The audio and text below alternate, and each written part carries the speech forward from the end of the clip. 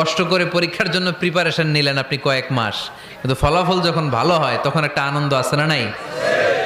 সারাদিন রোজা রাখলেন রমজানে, কি কষ্ট, তৃষ্ণায় গলা ফেটে যায়, কিন্তু ইফতারির সময় যখন রুহ আফজা শরবতটা খাই কেমন লাগে?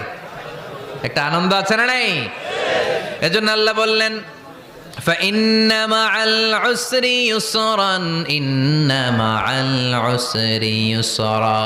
ও নবী, কষ্টের দিন মক্কায় অল্প কিছু দিন, মদিনাতে আনন্দের দিন অপেক্ষা করছে। আমাদের জীবনে যদি দুঃখ কষ্ট আসে আমরা ধৈর্য ধরবো, তাওয়াক্কুল করবো একজনের উপর, তিনি কে?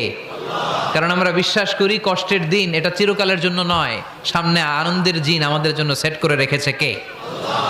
তাহলে আমরা সূরাতুল ইনশিরাহ থেকে 3টা নেয়ামতের বর্ণনা শুনলাম, বিশ্বনবীকে কি সান্ত্বনা দেয়া হলো সেটা শুনলাম। এবার 2টা গাইডলাইন শুনে তাফসীর আমরা